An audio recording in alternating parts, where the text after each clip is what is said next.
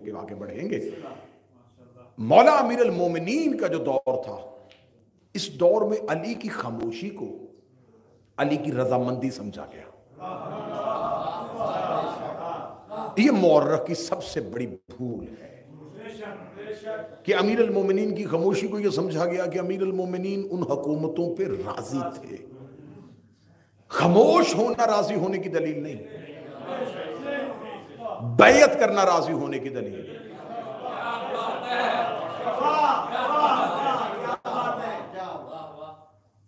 اور صرف یہ نہیں ہے کہ انکار بیعت امیر المومنین نے کیا، تو بہت سے لوگوں نے بیعت نہیں کی تھی۔ سعد بن عبادہ انصاری جو انصار قبیلے کا سب سے بڑا سردار تھا، جو سقیفہ میں خود خلافت کا امیدوار تھا، اس نے بھی بیعت نہیں کی تھی۔ اس کے قبیلے کے جید لوگوں نے بیعت نہیں کی تھی۔ امیر المومنین خاموش رہے اور گھر کا دروازہ بند کر دیا۔ مورخ نے لکھا کہ علی گھر کے اندر محصور ہو گئے۔ میں منظر وہی ہے، جملہ بدلنے لگا ہوں۔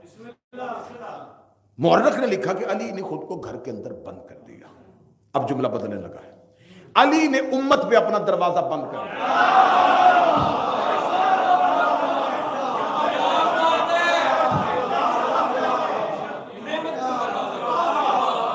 یہ بارگاہ، یہ حسینیہ بنا ہے حسین کی عزاداری کے لیے۔ یہاں پر چند لوگ روزانہ اختلاف بنائے، روزانہ لڑائیاں، روزانہ جھگڑے۔ آخر امام بارگاہ کا دروازہ بند کر کے کہا جائے جاؤ اب جہاں سننی کی مجلس سے سنو۔ اس میں بارگاہ کا کیا نقصان ہوا؟ یہ تو اپنی جگہ پہ موجود ہے۔ نقصان ان کا ہوا جو یہاں سے فیض لیتے تھے۔ امیر المومنین نے اپنے گھر کے دروازے کو بند کرے، فرمایا جاؤ اب جاؤ جہاں سے دین لینا لو، اگر میرے علاوہ کہیں سے ملتا لو۔ اب اگر علی کو حکومت کی ضرورت ہوتی تھی، مجھے کوئی مورخ ایک منظر ایسا دکھائے کہ رات کی تاریکی میں علی چھپ کے حکومت کے مرکزی دربار میں گئے ہوں۔ اگر مورخ مجھے یہ منظر نہیں دکھا سکتا تو سینکڑوں منظر میں وہ دکھا سکتا ہوں جو حاکم مسئلہ پوچھنے کے لیے علی کے گھر آئے۔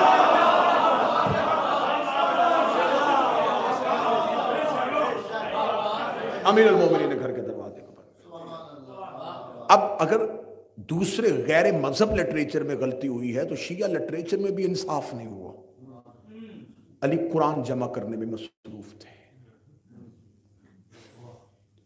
قرآن، چلو یہ تو تسلیم سارے کر گئے نا، قرآن علی کے گھر میں ہی تھا۔ جو چیز باہر سے جمع کی جائے اس کے لیے دروازہ کھولنا پڑتا ہے۔ اور یہ بھی سارے مسلمان آج تک مان رہے ہیں کہ جو ہمارے گھروں میں قرآن ہے یہ ترتیب نزولی کے لحاظ سے نہیں، جیسے نازل ہوا تھا ویسے نہیں۔ دیکھیں قرآن اگر وارث سے لیا ہوتا تو علی نے جو قرآن جمع کیا تھا، علی نے سکون سے جمع کیا تھا۔ یہ آیت پہلے آئی ہے، اس کے بعد یہ آئی تھی، پھر یہ آئی تھی، پھر یہ آئی تھی۔ علی کا قرآن بتا رہا تھا یہ سکوت کے ساتھ جمع ہوا ہے۔ اب حکومت، جب مولا علی حکومت مانگ ہی نہیں رہے تھے تو ان کے پاس اب علی امیدوار ہی نہیں تھے نا خلافت کے، تو اب انہوں نے کیوں نہیں قرآن ویسے جمع کیا جیسے آیا تھا؟ بھئی ایک دو دن کی بات نہیں ہے، آخر انہوں نے علی کے علاوہ 3 دور گزارے۔ کیا 25 سال میں کوئی ایسا بندہ نہیں آیا جس نے کہا آؤ 6 لوگوں کی کمیٹی بنائیں، پہلے قرآن تو صحیح طریقے سے کر لیں؟ بھئی 25 سال میں کسی کو توفیق نہ ہوئی کہ قرآن کو وہ نزولی اعتبار سے بہتر کر لیتا۔ مولا امیر المومنین نے قرآن جمع کر لیا تھا اور علی آئے تھے دربار میں، اور امیر المومنین نے فرمایا تھا تخت پہ بیٹھ گئے ہو، یہ قرآن جو ہے یہ میں نے جیسے نازل ہوا تھا ویسے جمع کر دیا ہے، مسلمانوں تک اس قرآن کو پہنچاؤ۔ اور یہ کہہ کے دربار سے انکار کر دیا گیا، اے علی ہمیں تمہارے قرآن کی ضرورت نہیں۔ امیر المومنین نے، مورخ کہتا ہے زرد رنگ کی عبا پہنی ہوئی تھی، امیر المومنین نے اپنی عبا کے نیچے قرآن کو کر کے کہا جاؤ پھر میرے آخری بیٹے تک اس سے محروم ہو۔ اب ہم تحریف قرآن کے قائل نہیں، ہم یہ نہیں کہتے کہ یہ قرآن وہ قرآن نہیں ہے، قرآن ہے لیکن نزولی اعتبار سے نہیں، اور یہ سارے مانتے ہیں۔ ہونا تو یہ چاہیے تھا کہ مکی سورت ساری پہلے ہوتی، مدنی ساری بعد میں ہوتی۔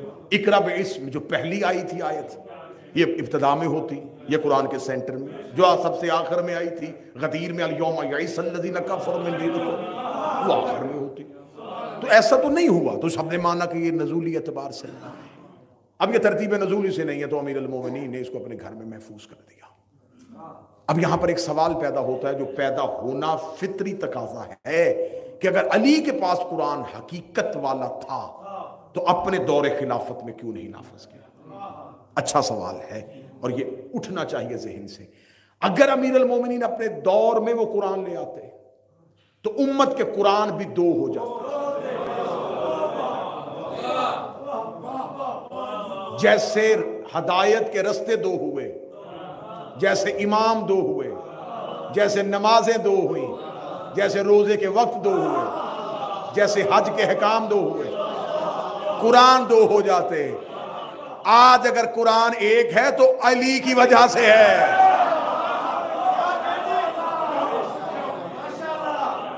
پہلی چیز۔ دوسرا نقصان کیا ہوتا؟ دوسرا نقصان یہ ہوتا کہ اگر علی اپنے دور میں قرآن لے آتے پھر علی کے بعد ہر دور میں قرآن بدلتا۔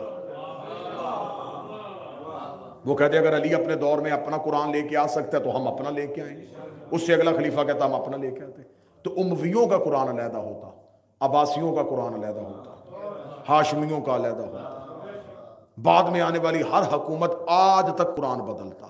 تو جیسے بائبل اپنی اصلی صورت میں نہیں تو وارث نے قرآن کو محفوظ کر لیا۔ یہی وجہ ہے کہ قرآن اب ہے لیکن ویسے ہدایت نہیں کوئی بھی لے رہا۔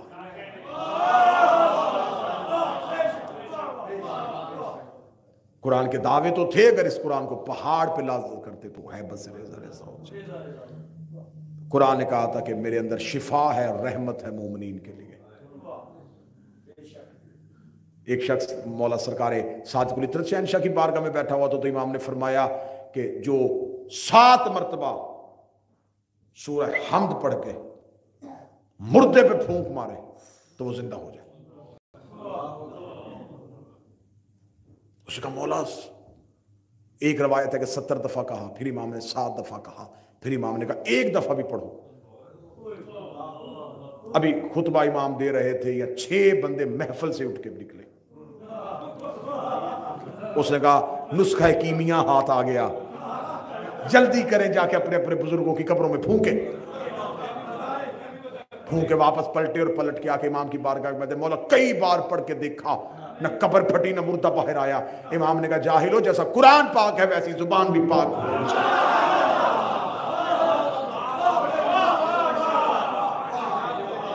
ایک یہودی نے آ کے امیر المومنین سے پوچھ لیا تھا، اس نے کہا قرآن کا دعویٰ ہے کہ میرے اندر ہر چیز کا ذکر موجود۔ مولا فرمایا بے شک ذکر موجود۔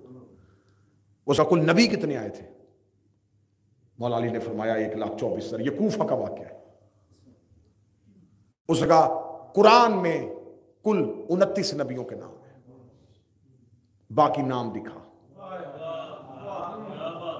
یا مان کے نبی صرف 29 ہیں۔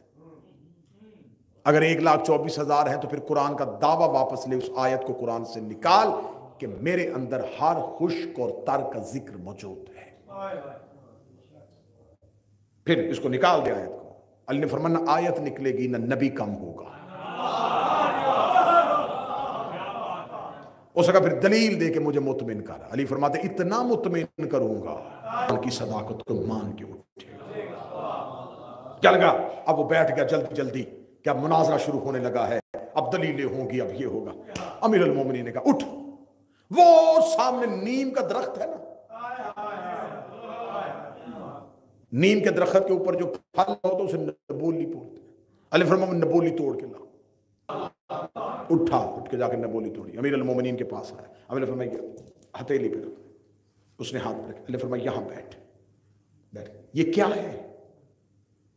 کیا لگا؟ نیم کا پھل، نبولی۔ مولانا پھر دیکھ کیا ہے؟ کہتا نبولی۔ मौला फरमाया अच्छी तरह देख ली? मौला फरमाया उठ, पकड़, रेत हटा, इसे दफना दे जमीन में दफना। अल्लाह ने फरमाया रेत ऊपर कर। अब थोड़े दिनों बाद यहां से एक पूरे का पूरा नीम का पौधा पैदा होगा। कहने का बिल्कुल होगा। अल्लाह ने फरमाया इसके अंदर पूरा दरख्त छुपा है, दिखा।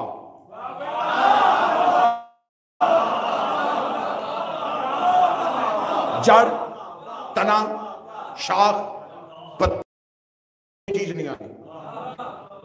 जड़ भी इसके अंदर से निकलनी है, तना भी इसके अंदर से निकलना है, शाख भी निकलनी है, पत्ते भी निकलने, सब कुछ इतने से फल के अंदर है। दिखा। कहते या अली ऐसे नजर नहीं आएगा। अब जमीन के हवाले कर दिया है, अब जमीन दिखाएगी। फरमाया कुरान भी वैसे समझ नहीं आता, वारिस के हवाले करो, सब कुछ दिखाई दे। और उसने वहीं से कहा कि फिर अगर तू वारिस है तो बता फिर नबी कौन है? फरमाया अना आदम, अना नूह।